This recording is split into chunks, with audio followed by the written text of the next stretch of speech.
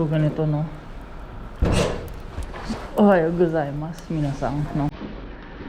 So pa nag-snow pala dito sa Japan. So ganito buhay namin. Nakapag natin.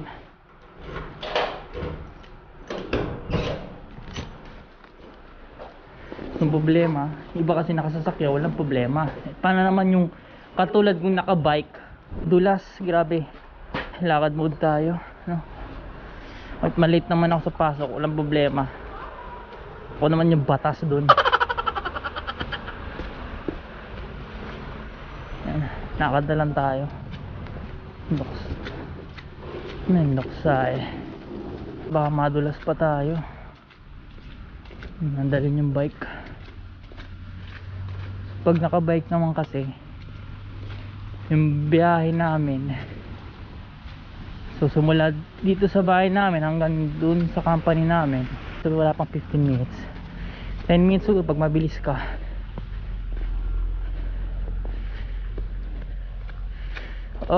First time ko maranasan yung ganito. Kasi last mga ilang taon ko dito is hindi namang ganito kakapal yung yelo. O ganyan lang. So ngayon na lang ulit ako naglakad papuntang company namin. Ano pa kaya yung mga ibang lugar dun sa ano na talagang yung snow talaga is makakapal talaga ito. Mano pa nga to eh, kunti pa nga yan eh, ano, kunti pa nga yan eh. Hindi katulad sa Hokkaido o sa ibang lugar na talagang grabe yung snow. Mga ating katawang kapal, paano sila nagbibisikleta. So kasi yung gulong ko kasi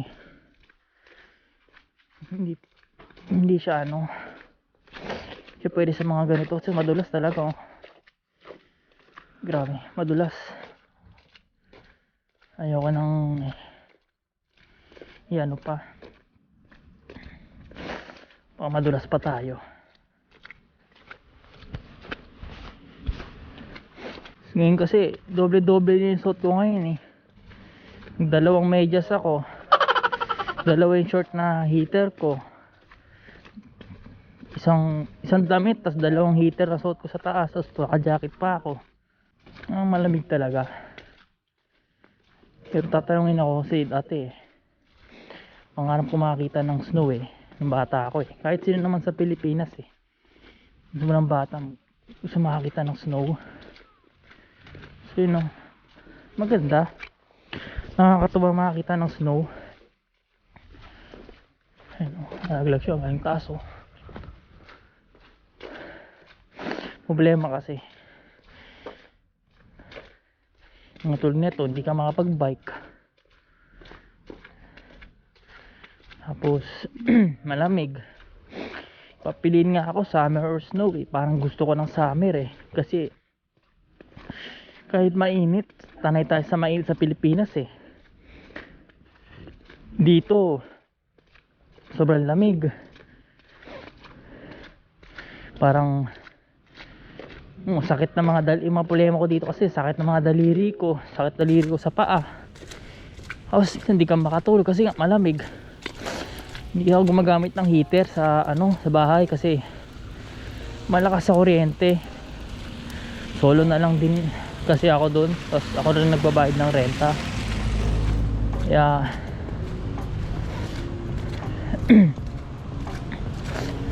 nagsusot na lang ako ng maraming jacket para bago matulog. So bali yung bill ko na lang last month is parang 500 pera natin. Tipid yun ah. Mag-isa lang ako, 500 higit siya. Baka mamaya siguro wala na to, tuon na rin siguro to kasi hindi naman talaga nag-yellow dito ng ganito. The first time ko itong makita na ganito dito sa lugar namin. Nag-i-snow pero hindi ganito kagrabe, no, sakto lang.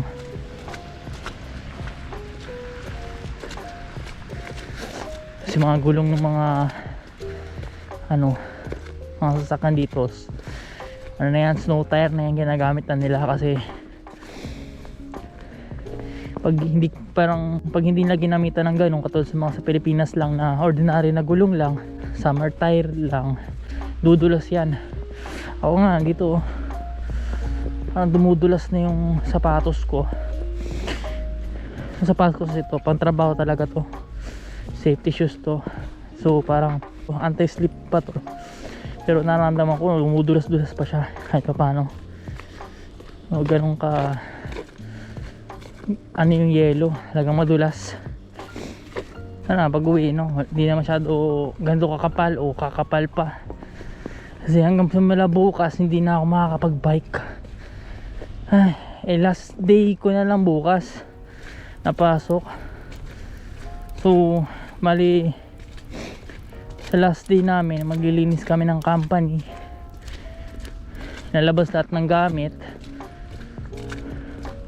So baka hindi mailabas yung gamit kasi ganito siguro kakapal yung snow.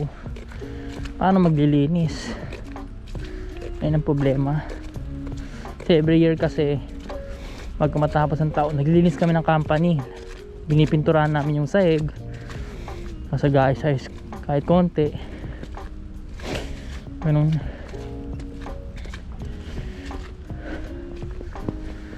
So yun, no, sana sa pagpunta ko ng Osaka sa Universal Studios sa 30, no, sana hindi na nag-snow na siguro ng ganito para ma-enjoy yung lugar. Kasi pag ganito hindi ko ma-enjoy, hindi na makikita yung ano, yung lugar.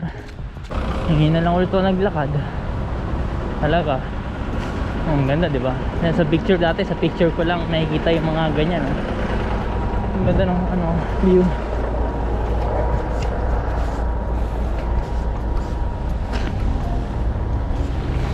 Sa picture ko lang nakikita yung mga ganitong view. So ngayon, yan, nakikita ko na ng peso na nanadaman ko na rin yung lamig. So parang dream unlock na rin. So bilang katulad sa lugar natin talaga na walang snow, di ba? Nakakatuwa lang makita. Dapat dun pala ako nagbabike sa may kalsada ng mga sakyan, kaso nga lang delikado. Kasi nga halos malabo na rin yung nila, visibility nila sa sakyan. Baka di ka rin mapansin, mabangga ka. So, pwede dito. Sana okay lang ba yung GoPro ko, yung punas-punasan ko baka masira. Sana pwede sa ganito, sa lamig bay naman siguro to, kahit wala siyang case. Hindi ko siya nilagyan ng case. Hindi siya mag-moist kasi problema kasi dito mag-moist yung mga sabi kasi nila dito, yung lalo sa Hokkaido nag-snow talaga. Yung cellphone na binili mo sa Pilipinas o sa Pilipinas o saan lugar na walang snow, kasi yung mga ganun daw cellphone hindi sanay sa lamig, tapos siyempre masisira na lang daw bigla yun kasi magmo-moist daw sa loob yun. So yun yung mga cellphone na hindi daw pwede dito sa mga malalamig na lugar, sa mga nag-i-snow, kasi nga bigla lang daw masisira kasi nag-moist sa loob. Yun ang sabi nila, no? Sa akin naman ito, saka yung Oppo ko naman, tagal ko nang ginagamit yun, pa-backup ko na lang yun. Sa Pinas ko pag ginagamit yun, okay naman, hindi naman siya nasira. Hindi ko lang alam kapag na-expose sa ganito kalamig, ganito kakapal na snow. Anong oras na kaya? Late na kaya tayo? Grabe, oh.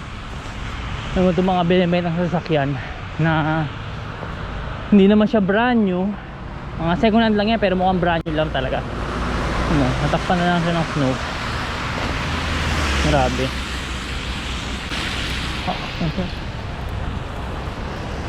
Si Nana yun, tindi, nag-bike pa kahit madulas. So di naman kasi katulad niya, no, naglalakad siya sa gitna kasi nga hindi naman namin expect na merong magbabike pa sa ganito kasi nga madulas.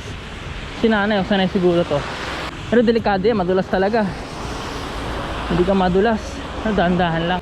Hindi na tayo, sumakat na tayo. Hindi pa ito bukas eh, pero sumakat na tayo dito. Dapat doon tayo sa kabila dadaan.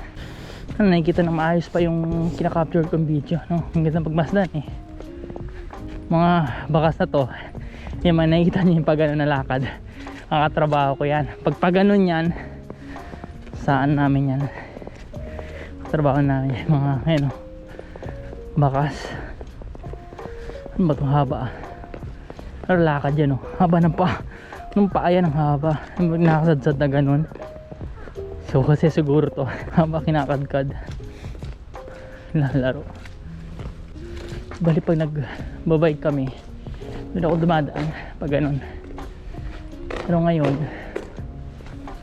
dito tayo. May daanan naman kasi dito. Papasok sa namin, work namin. Doon talaga kami doon talaga dumadaan sa tapat sa main gate. Pero dito tayo sa likod. May daan naman kasi dito, shortcut.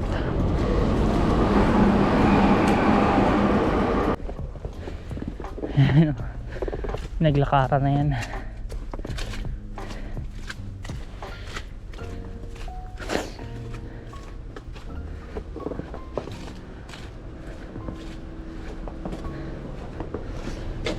Hindi na tayo dadasok.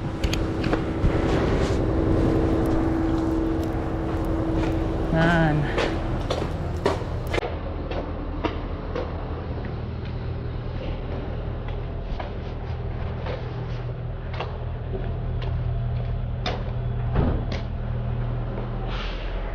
Salita naman ako nito.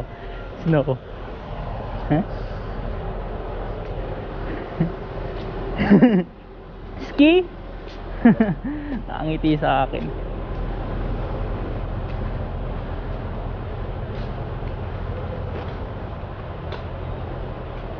Asa Jisho?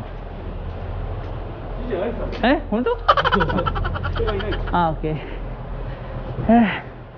Ay, sa Jisho pa ako. Nakakatrabaho ko.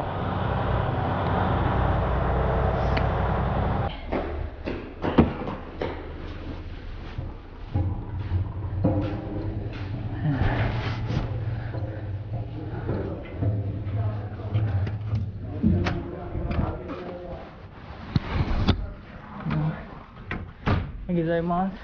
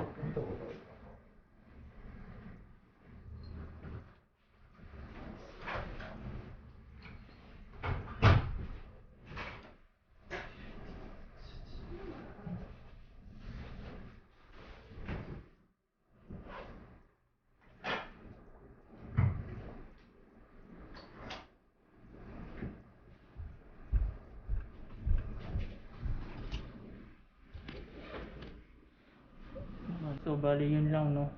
Peace.